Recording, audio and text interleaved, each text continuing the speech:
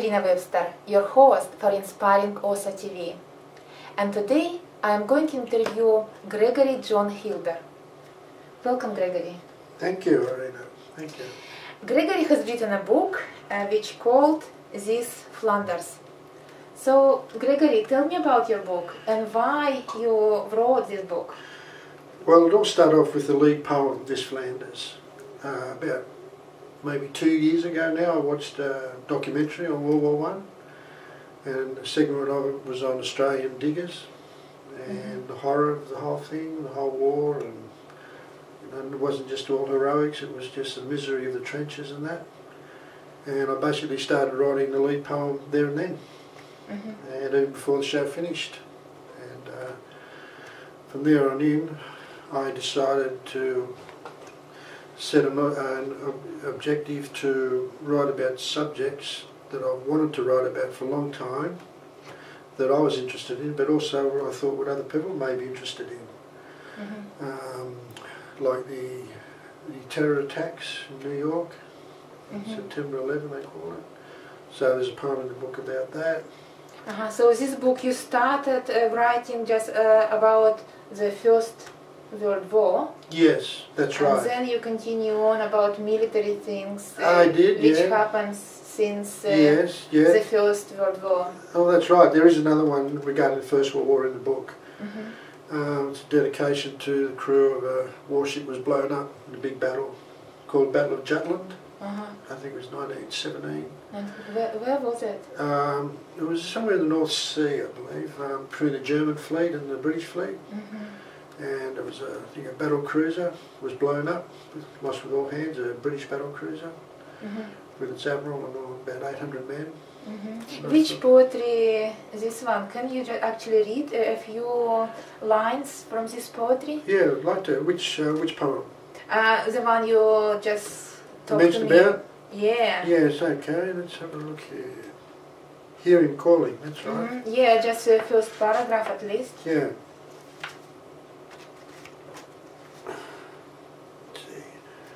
Hands reach out across the water to familiar faces, places on the shore.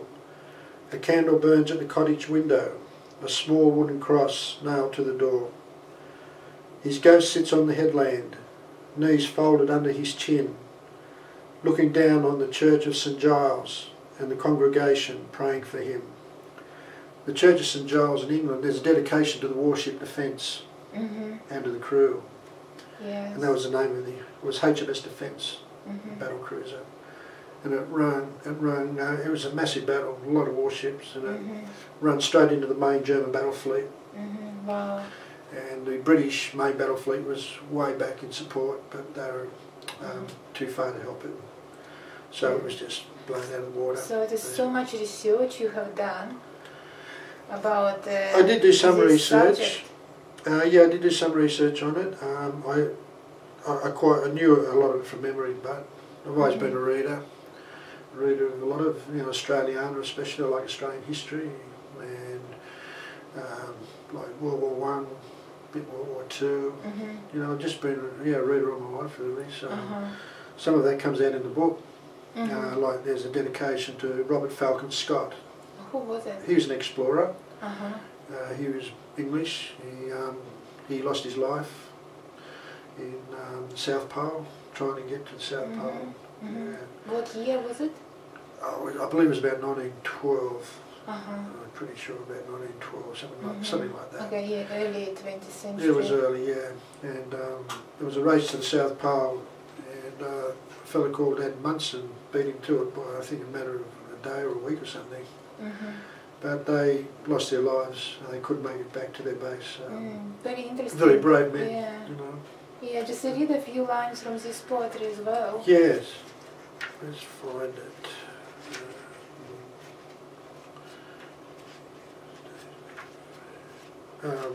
White Desert, that's it. I call it White Desert because of the snow. Snow on the North Pole. Yes. Yeah, it was in 1912. And the first few lines go, if I wasn't so numb, I'd be frightfully cold. My eyesight failing, my limbs stiff as fence posts. I've hardly any movement in my fingers or toes. My party is growing weaker with each passing day. Our daily progress now measured in chains, not miles. We've barely enough strength to haul the sleighs. The huskies we killed long ago for food. Now it's only the thought of reaching the depot. Warming our hands over an oil fire keeps us focused and on the move. We managed to catch a fish or two, shoot a stray fur seal, big deal. I would never have dreamt I could look at a leather harness as if it's a 3-course meal. Wow. So I mean that was the straits they were in, you know, and they were known explorers to actually try and cook up the leather and eat it. That's how hungry they were. Now the leather harness of the slave. Yeah. So, but it was, you know, great men like that opened up the whole world for everyone else. You know, their bravery and their sacrifice, and that sort of appeals to me, that sort of thing. So you're basically a military poet and a poet about explorers. And a poet on life generally. There's poems in here about, you know, I mean, there's one in here called Tom. I was down Central Railway in Sydney one winter evening. It was freezing cold, and here's this poor fellow in rags. He's freezing, hungry, you know, and I thought it was pretty poor, you know. I was quite moved by it. So, so I wrote that poem about him. just this person. I called him Tom. Tom, okay, just write or read a few lines. Sure, I'd like to.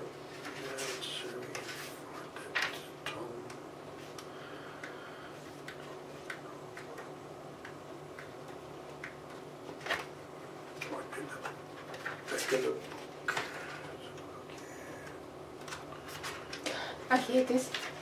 Oh, there it is, yeah. This poem's called Tom. Tom does the 2-step shuffle in Belmore Park, scratching his bottom, searching the bins, mumbling to himself, then giving out a sudden laugh.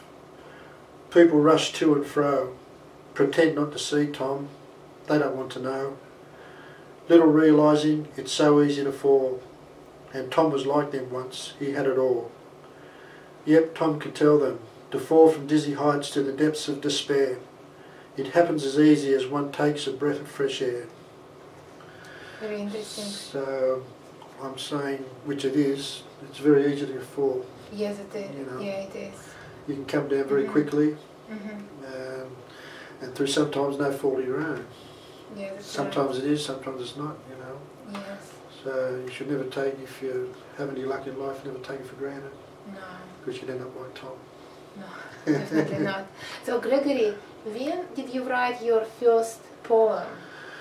Well, I've been writing lyrics. I first started getting interested in lyrics, really, for music. I was a drummer, and I started writing lyrics. You know, back when I was a teenager, you'd buy the old vinyl records, and you'd listen to your songs of all the bands at the time, and sometimes you didn't quite understand the words, so you'd pull out the lyric sheet and start reading the words to make sense of the song. And over quite a period of time I got quite interested in the words as well as the song. And I thought maybe I could try doing that, you know. And I did. And I started writing and found, I'm not saying I could do it, but I liked trying to do it. And so it's fun, and it's still fun today. Yeah, so you love writing. Yeah, your first poem. How old? I was late, probably 17, actually. You still keep this poetry, or? Yeah, I've got them all in files. I think there's something like 1,700 of them, something like that. Wow. So did you publish them, or you just keep them in your file? They're just in photo albums. I stuck them in photo albums. They're still up in, actually my parents' wardrobe. I don't even have them at home. My parents have got them. Yeah, they still exist. Fantastic.